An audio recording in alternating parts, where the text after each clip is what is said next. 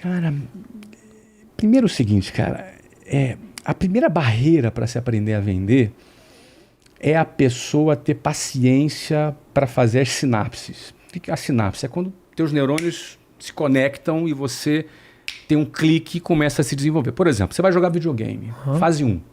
Aí você vai aprender a jogar na fase 1. Aí você perde, aí passou de fase, foi para a fase 2. Na fase 2 as armas são outras, os inimigos são outros.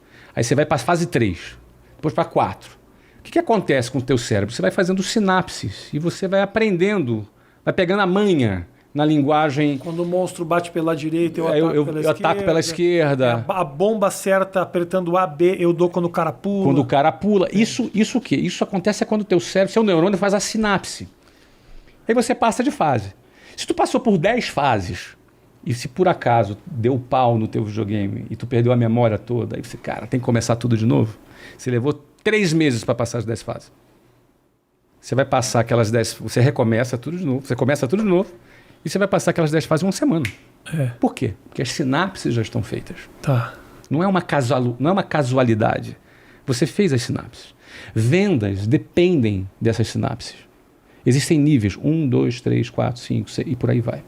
Venda é menos aleatório do que as pessoas pensam. Quando as pessoas começam a vender, elas acham que assim, o cara tem uma boa lábia. Não, o cara é bom de papo. E venda não tem nada a ver com isso. Venda é a mistura de 3 coisas. Ambição. Se o cara não é ambicioso, ele não vai ter sucesso em vendas.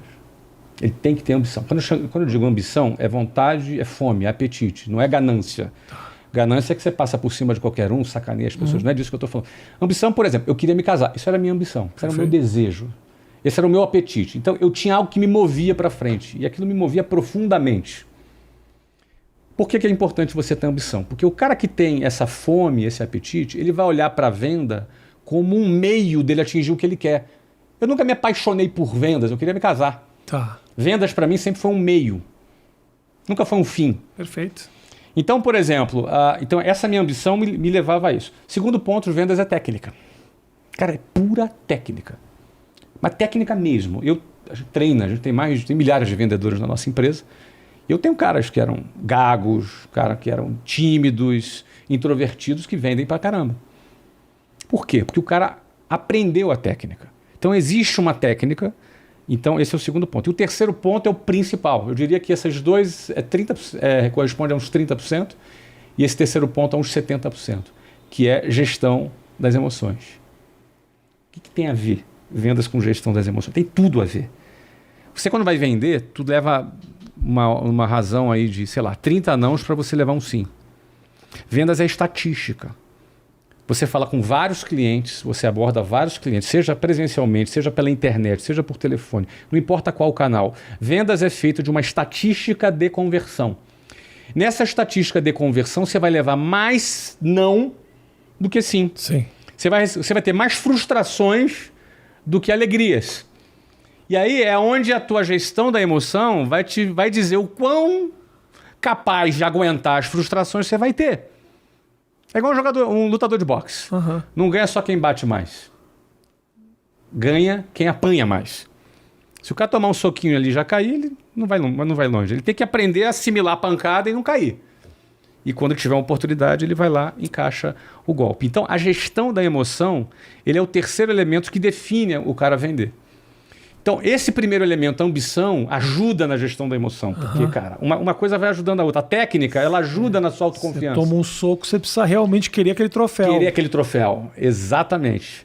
Então, esse processo de gestão da emoção, o vendedor não faz sozinho. Ele precisa fazer parte de um time de vendas, que ele tem apoio psicológico, ele tem reuniões, ele lembra da meta dele, tem todo um trabalho para poder botar o cara no tracking de novo, para ele poder vender. Mas acaba sendo particular essa ambição. É particular. Né? Então, mesmo por que eu venci? Tu me perguntou, essa foi a pergunta, né? Porque, cara, eu penso que eu consegui vencer aquela desafio inicial onde a maioria desiste. E eu tinha muitos motivos para isso. A maioria das pessoas, Rafinha, quando começam a vender, elas desistem porque é duro demais vender. Então, às vezes, ele não tem a resistência para atravessar o tempo necessário da sinapse. Aí ele desiste, ele sucumbe.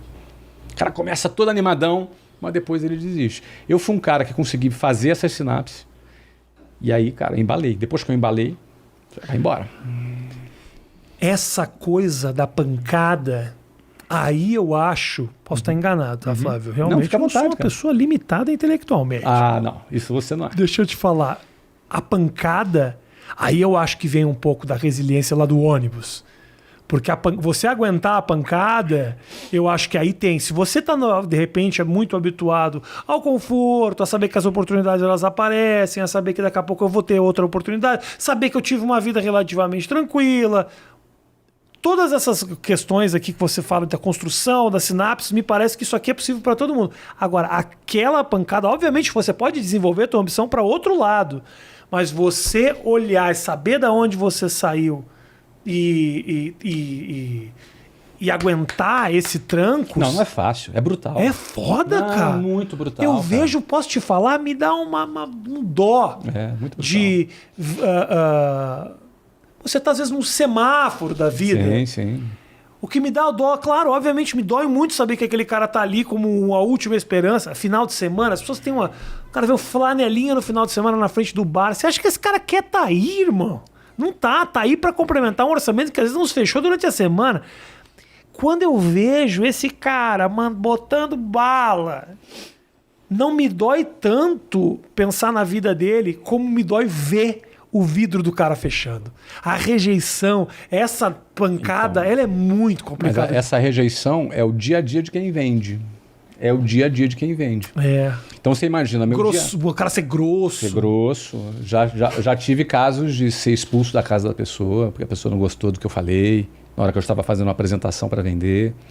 Já tive casos de pessoas desligarem o telefone na minha cara. Agora, nunca gostei que alguém tivesse pena de mim. Isso eu nunca gostei. Desculpa, mas eu tenho um pouquinho. Não, mas sabe por quê? Deixa eu te dizer por quê, cara. Duro demais. Não, é muito duro, mas o que acontece? Não, é muito duro. É muito duro mesmo.